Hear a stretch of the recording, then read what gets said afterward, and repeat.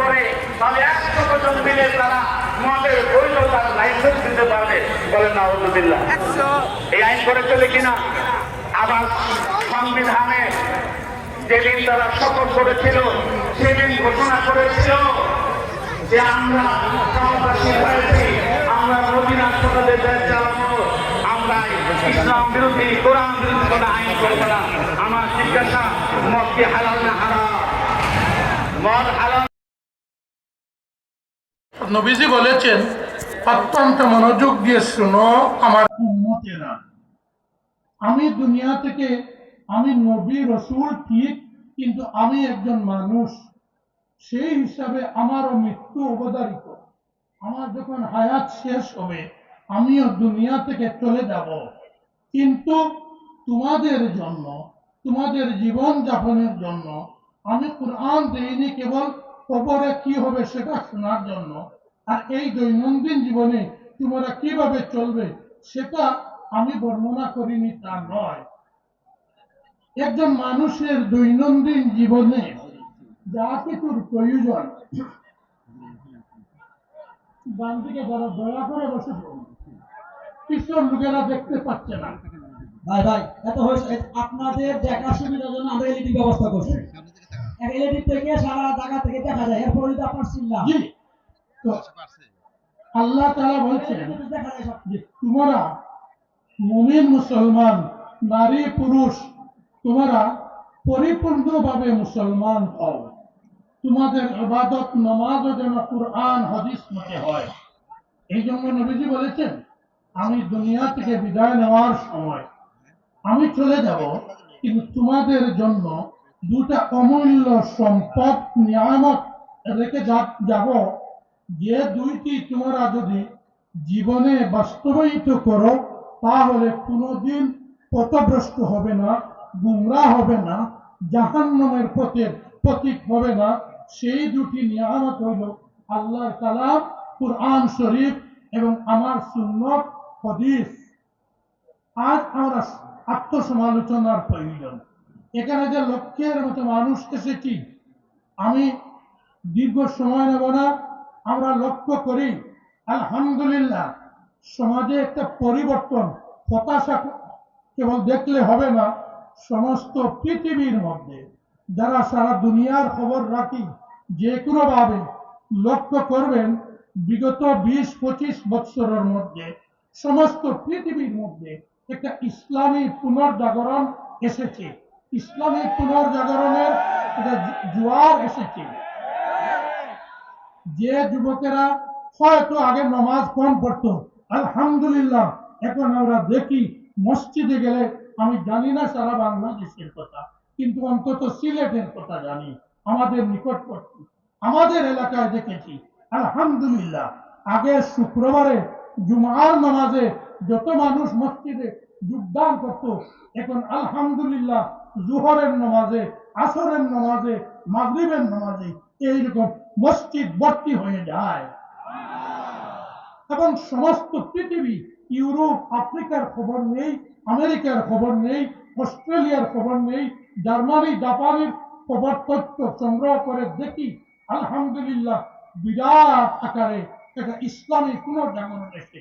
ফ্রান্সে অতি উচ্চ শিক্ষিত খ্রিস্টান এবং ইহুদিরা ফ্রান্সে এত ব্যাপকভাবে ইংরেজিতে ফরাসি ভাষায় কোরআন শরীফ পড়ে ইসলামের প্রতি আকৃষ্ট হচ্ছে, এবং মুসলমান যারা ভালো চরিত্রবান তাদের চরিত্র দেখে এত বেশি ঈমান কবুল করছে। ফরাসির একটি সংস্থা সমীক্ষা পেশ করেছে, বিগত 20 বছর থেকে ফরাসিতে ফ্রান্সে যেভাবে উচ্চশিক্ষিত ইহুদি খ্রিস্টানরা ইসলাম কবুল করছে, ডাক্তার ইঞ্জিনিয়ার আইন বিশারদরা ইসলাম কবুল করছে, এই ধারা যদি আর 20 বছর চলতে থাকে তাহলে আগামী 20 বছর পরে ফ্রান্সে দ্বিতীয় সংখ্যাগরিষ্ঠ জাতি হিসাবে মুসলমানদের উত্থান হবে, কেউ সেটা রোধ করতে পারবে না। ইসলামের প্রতি আলহামদুলিল্লাহ যেটা এসেছে, আরো আমরা দৈনন্দিন জীবনে সেটা বাস্তবায়িত করার প্রয়োজন। শুধু সজ্জন মন্ডলী, আল্লাহর কালাম কোরআন মজিদ, এটা আমাদের জীবনের সংবিধান, এটা জীবনের আখেরাতের সংবিধান। এটার মধ্যে ব্যক্তি জীবন, পারিবারিক জীবন, রাজনৈতিক জীবন, অর্থনৈতিক জীবন, সামাজিক জীবন, ব্যবসায়িক জীবন, আচার ব্যবহার, শিক্ষার পদ্ধতি, সব কিছু বিস্তারিত ভাবে আছে। এখন আমরা আক্ষেপ করব, আমরা যদি ভাবি কুরআন এসেছে কেবল নামাজ রোজা হজ যাকাত শিক্ষা দেওয়ার জন্য, মারাত্মক ভুল হবে। সবটা মিলে তার নাম ইবাদত। বিজ্ঞ উলামায়ে কেরামরা, ইমামগণ বলেছেন, সমস্ত কুরআন মজিদে সম্পূর্ণ ইসলাম বর্ণিত রয়েছে এবং ইবাদত ইসলামের 5 ভাগের মাত্র 1 ভাগ। মাত্র 5 ভাগের মাত্র 1 ভাগ হলো ইবাদত। আমরা যদি ইবাদত কুরআন অনুযায়ী করি, নামাজ পড়ি, রোজা রাখি, ইত্যাদি ইত্যাদি, আর বাকি 5 ভাগের 4 ভাগ খরিদ বিক্রি, ক্রয় বিক্রয়, ব্যবসা বাণিজ্য, মুআমালাত, মুআশারাত, এভাবে যদি আখলাক, এগুলো যদি কোরআন অনুযায়ী গঠন না করি, আমরা পরিপূর্ণ মুসলমান হতে পারবো না। এই জন্য আল্লাহর রসুল নয়, স্বয়ং আল্লাহ তাআলা বলেছেন, তোমরা চিন্তা করো, গবেষণা করো, এমন এক সম্পদ দিয়েছি তোমাদের। এই সম্পদ যে দিকে গেছে, যে সমস্ত মানুষ সেই সম্পদের মূল্যায়ন করেছে, তারা পৃথিবীর সেরা উস্তাদ হতে পেরেছেন। নবীজির আবির্ভাবের পূর্বে আরবে তো আবু বকর ছিলেন, উমর ছিলেন, উসমান ছিলেন, আলী ছিলেন, সব ছিলেন, কিন্তু তাদের সমাজে না ছিল কোনো মর্যাদা, তাদের মধ্যে কোনো বিবেক ইসলামিক যুগের আগে ছিল না। তারা সারা পৃথিবীর মধ্যে অত্যন্ত অবহেলিত, যাযাবর, বর্বরের জীবন যাপন করেছে, মদ্যপান করেছে। কিন্তু যখন আল্লাহর নবী এসে বলেছেন, আমি নিয়ামত নিয়ে এসেছি কুরআন, সেই কুরআন তোমরা গ্রহণ করো, সবকিছু ত্যাগ করে যখন এরা কুরআন গ্রহণ করেছে, সমস্ত পৃথিবীকে সৎ পথের দিশা, হিদায়াত এরা দান করতে পেরেছে। এবং এরা চরিত্র এমন হয়েছিল, যারা আগে মদ্যপান ছাড়া চলতে পারত না, বিচারের মহফিলে বসলে মদের বোতল নিয়ে বসত, বিবাহের আসরে মদের বোতল নিয়ে বসত, সেই সমস্ত সাহাবায়ে কেরাম মদ থেকে সম্পূর্ণ মুক্ত হয়ে গেল এবং সমস্ত পৃথিবীকে মদ ছাড়ার, হারাম ছাড়ার সবকিছুর আহ্বান, দাওয়াত দিতে লাগলো। কথাগুলো বোঝা যাচ্ছে তো ভাই? এই জন্য আমি গড়ি চেয়ে দেখছি, গড়ি তো আমার জন্য অপেক্ষা করবে না। আর আমাদের বয়স হিসাবে আমি ছোট ভাই হিসাবে সম্বোধন করি আল্লামা মামুনুল হককে, অত্যন্ত মায়া করি, স্নেহ করি। তাদের বাড়িতে 2-3 বার আমি গিয়েছি, শাইখুল হাদিস সাহেবের সেমিনারে আমি এসেছি, এছাড়া তাদের মাদ্রাসায়ও গিয়েছি। আমি কাল থেকে আসার পরেও অপেক্ষা করছি যে ছোট ভাই হিসাবে মামুনুল হককে না দেখে আমি চলে যেতে পারবো না। অথচ আমি আপনাদের এখান থেকে আগেই বিদায় চেয়ে নিচ্ছি, বেশি সময় থাকবো না। মামুনুল হক আসার পরেই তার সঙ্গে মুসাফাহা করে একটু কথা বলে আমি আপনাদের কাছ থেকে বিদায় নিব। আমাকে খুব দূরে সিলেট যেতে লাগবে, সেখানে আরো মহফিল আছে। তো যাই হোক, আমি বলতেছিলাম যে আমরা কোরআনী জীবন, কোরআনী জিন্দগি মুসলমান নারী পুরুষের জীবনে বাস্তবায়িত করতে প্রস্তুত আছি তো? যদি কেবল বলি সরকার কোরআনের সংবিধান, কোরআনকে সংবিধান হিসেবে গ্রহণ করো, সবকিছু এই হিসেবে চালাও, আর আমার জীবনে যদি গ্রহণ না করি, তো সার্থকতা কোথায়? আজ আমি আপনাদের প্রত্যেকের বিবেকের কাছে একটি প্রশ্ন উত্থাপন করতে চাই। কোরআনে কারীমের মধ্যে বিভিন্ন কিছু আছে, নামাজ 5 ওয়াক্ত পড়া আমরা পড়ি, অবশ্যই পড়ি, কিন্তু উলামায়ে কেরাম, শাইখুল হাদিস বৃন্দ আছেন, কোরআনে কারীম একেবারে 10 বার 20 বার খতম করি, কোথাও কোনো আয়াতে পাবো না নামাজ 5 বার পড়ো। হ্যাঁ আছে, বিভিন্ন ভাবে বর্ণনা করা হয়েছে, হাদিস থেকে তার বিস্তারিত তথ্য পেয়েছি। কোরআনে পাবো না, জোহরের ফরজ 4 রাকাত পড়ো, কিন্তু নবীজি বলেছেন সেটা কোরআনে বর্ণনার প্রয়োজন নেই। সাল্লু কামা রাআইতুমুনি উসাল্লি, আমি যেভাবে নামাজ পড়ি সেভাবে তোমরা করো। কিন্তু আল্লাহ তাআলা বলেছেন ইবাদত নবীর উপর ছেড়ে দিয়েছি, কিন্তু সম্পত্তি বন্টন আমি নবীর জন্য রাখিনি। আমি আল্লাহ জানি আগের উম্মত থেকে সবকিছু আল্লাহ আল্লাহ করো, জিকির করো, নামাজ পড়ো, কয়েকজনে না মানলেও কতজনে আমল করে। কিন্তু যদি বলা হয় তোমার এই সম্পত্তি, মৌলানা বলেছেন 1000 করে কতজন দিবেন, 1 লক্ষের মধ্যে বোধহয় 10 জনেও হাত উঠাননি। সুতরাং উর্দুতে আমার উস্তাদ হযরত মৌলানা আব্দুল জলিল চৌধুরী রহমতুল্লাহ আলাইহি প্রায় বলতেন, উর্দু একটি কবিতা যার মর্ম হলো, বন্ধু যা চাও দিব, কিন্তু আমার কাছে টাকা পয়সা চাইও না। যা চাও সব দিব, কিন্তু টাকা পয়সা চাইও না। তো আমরা দেখতে লাগি সম্পত্তি এর লাগি সিলেটি বাংলায় একটা প্রবাদ আছে, বেটি আর মাটি। বুঝতে পারছেন? বেটি মানে মহিলা সম্প্রদায়, মাটি সম্পদ। বেটি আর মাটি খণ্ডলির গতি, অর্থাৎ যত সমস্যা, যত ঝগড়া এই বেটি থেকে, মহিলা থেকে আর সম্পদ থেকে আসে। এই জন্য আল্লাহ তাআলা বললেন, ওই সম্পত্তির ভাগ বাটোয়ারা, পিতামাতা মারা গেলে, স্বামী মারা গেলে, যে মারা যায় তার সম্পত্তি কে কে পাবে আমি নবীর উপর ছেড়ে দিচ্ছি না। সমস্ত পৃথিবীতে মহিলারা ছিল অত্যন্ত অবহেলিত, নির্যাতিত, নিষ্পেষিত। সমস্ত পৃথিবীতে, আরবে, এই ভারতবর্ষ, অবিভক্ত ভারত, বাংলাদেশ, পাকিস্তান, আফগানিস্তান উপমহাদেশ, এখানেও অত্যন্ত প্রাচীন সভ্যতার দেশ, কিন্তু এখানেও নারীদের কোনো অধিকার ছিল না। নারীরা তাদের পিতামাতার সম্পত্তিতে 1 টাকার মালিক হতো না। নারীদের জীবন্ত অবস্থায় স্বামীর চিতায় অগ্নিদগ্ধ করে হত্যা করা হতো। সেই ক্ষেত্রে ইসলাম এসে, নবী এসে আল্লাহ কোরআনে ঘোষণা দিলেন যে সমস্ত পৃথিবীর ইসলাম নারীদের জন্য যেভাবে, পুরুষদের জন্য সেভাবে। নারীদের পুরুষদের যেভাবে অধিকার দিয়েছে কোরআন, সম্পত্তির অধিকার নারীদের অধিকার সেইভাবে দিয়েছে।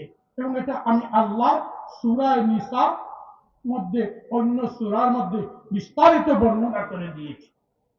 এবং সূরা নিসার মধ্যে আল্লাহ তাআলা সম্পত্তি ভাগ বাটোয়ারা করে দিয়ে, যারা ম্যাথমেটিক্সের ছাত্র বুঝতে পারবে, ভগ্নাংশ 3/1 4/1 লসাগু, গসাগু অঙ্ক যারা জানেন, সবকিছু কোরআনের মধ্যে দিয়ে আছে। ফরাইজ বন্টন করতে এগুলা লাগে, বন্টন করে দিয়ে আল্লাহ তাআলা সতর্ক করেছেন। এই প্রশ্নটা আমাদের বিবেকের কাছে রাখতে চাই, নমাজিদের কাছে রাখতে চাই, হাজী সাহেবদের কাছে রাখতে চাই, আমার মতো লেবাসওয়ালা প্রত্যেকের কাছে রাখতে চাই। আল্লাহ বলেছেন, তিলকা হুদুদুল্লাহ, আমি সম্পত্তি যেভাবে ভাগ বাটোয়ারা করে দিয়েছি, আমি ভাগ বাটোয়ারা করে দিয়ে ভাই সম্পত্তি এতটুকুর মালিক, বগ্নি এতটুকুর মালিক, এখানে আমি আল্লাহ হক পিলার মেরে দিয়েছি। ومن يتعد حدود الله فأولئك هم الفاسقون। আমার নির্দেশ পাওয়ার পরেও যারা মৃত্যুর পরে সম্পত্তির ভাগ বাটোয়ারা কোরআন মানে না, যারা বলে কোরআন তো আমার ঘরে আলমারি থাকবে আর 18 মিনিট রাখবো, কোরআন তিলাওয়াত করব, কোরআন দ্বারা অসুস্থ হলে খতম করাবো, দোয়া করাবো, এর জন্য কত কোরআন আসেনি। কোরআন এসেছে বাস্তব জীবনে আমল করার জন্য। যে আল্লাহ তাআলা বলেছেন, এত শক্তভাবে বলার পরেও যারা মহিলাদের ফরাইজ সম্পত্তির অধিকার সুষ্ঠুভাবে দেয় না, এরা 7 বার হজ করুক, উমরা করুক, উলাইকা হুমুল ফাসিকুন, এরা ফাসিকের দল। পরবর্তী আয়াতে আল্লাহ তাআলা বলেছেন, উলাইকা হুমুল কাফিরুন, যারা সম্পত্তি দেয় না এরা, আল্লাহ শব্দ প্রয়োগ করেছেন যে এরা কাফিরের দল। মুফাসসিরিনে কেরাম, উলামায়ে কেরাম সাবধান করে দিয়েছেন আমাদের, আমরা যেন কাউকে কাফির বলে ফতোয়া না দিই। সে যেন মনে করে আল্লাহ তো আমাকে কাফির শব্দ উচ্চারণ করেছে। এখন আমি বিবেকের কাছে রাখি, আমাদের সমাজের অবস্থা দেখি, সমাজে 100 পরিবারের মাঝে কয়টা পরিবার বের হবে যে আমার পিতামাতা মরার পর আমার সম্পত্তি ভাই এবং ভগ্নীরে কুরআনের ভাগ বাটোয়ারা মতে বেটে দেওয়ার, বন্টন করে দেওয়ার অভ্যাস আছে? আমি তো যতটা সমীক্ষা করি, আমি পত্রিকার লগে সম্পর্কিত, আমার মনে হয় বাঙালি সমাজে, বাংলাদেশের বাঙালি হই, আসামের বাঙালি হই, বাঙালি সমাজে 100-র মধ্যে 80 পরিবারও বেশ হবে বেশি যারা কোরআনের ভাগ বাটোয়ারা মতে ফরজ দেয় না।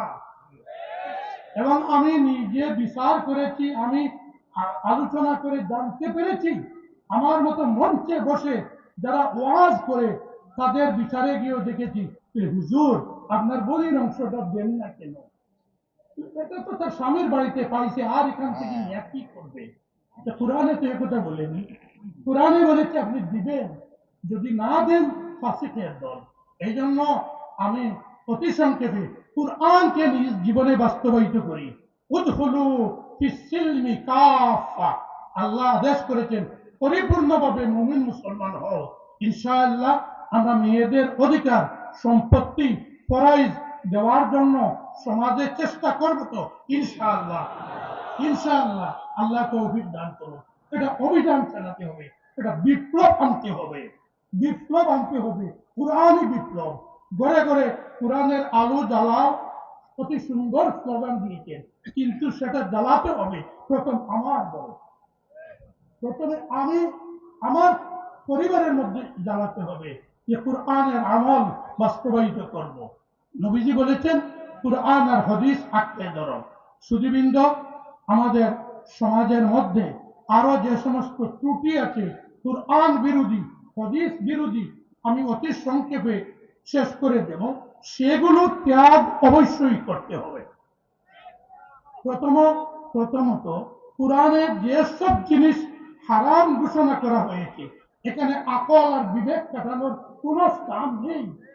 সুজা কোরআন যেসব বস্তুকে হারাম করেছে, আমরা আজ থেকে বদ্ধপরিকর হই, কোন হারাম আমি মুখ করব না, আমি সুদ নেব না, আমি ঘুষ নেব না, আমি রাজনৈতিক নেতৃত্ব হলেও ঘুষ নেব না, এমএলএ মন্ত্রী হলে ঘুষ নেব না, সাংসদ হলে ঘুষ নেব না, আমি অফিসার হলেও ঘুষ নেব না, ইঞ্জিনিয়ার হলেও নেব না, ডাক্তার হলেও ঘুষ নেব না, আমি মৌলানা হলেও ঘুষ নেব না। জিজ্ঞেস করতে পারেন মৌলানা আবার ঘুষ কিভাবে? পরিষ্কার ফিকহের কিতাবে আছে, কোন মৌলানা সাহেবের কাছে যদি আপনি যান, হুজুর আমার এই ফতোয়াটা কি হবে লিখে দিন, আর হুজুর যদি ফতোয়াটা আমার মন মর্জি মতো লিখে দেন, পকেটে হাত দিয়ে হুজুর ওইটা আপনাকে হাদিয়া দিলাম, এটা রেখে দেন, পরিষ্কার স্বামী বদায়ু ইত্যাদি কিতাবের মধ্যে লিপিবদ্ধ আছে, এটা হাদিয়া নয়, এটা পরিষ্কার ঘুষ। বুঝতে পেরেছি? আরে ভাই, এই মশলা বুঝতে অনেক সময় সাহাবায়ে কেরামের মধ্যে কেউ কার ভুল হয়েছে। হযরত আবু হুরায়রা, যিনি 5700 উপরে হাদিস বর্ণনা করেছেন, তাকে গভর্নর করে একবার নবীজি পাঠালেন এক জায়গায়। আসার সময় তিনি সরকারি ট্যাক্সের টাকা নিয়ে এলেন এবং তাকে কিছু লোক আরো হাদিয়া দিয়েছিল, সেগুলো নিয়ে এলেন। একটা অংশ দিয়ে দিলেন নবীজিকে, ইয়া রাসূলুল্লাহ অমুক প্রদেশে আপনি আমাকে ট্যাক্স কালেক্টর করে পাঠিয়েছিলেন, ওই ট্যাক্স এত লক্ষ টাকা পেয়েছি, এই নেন। বাকি এই থলিটা কি? হুজুর ইয়া রাসূলুল্লাহ এই থলিটা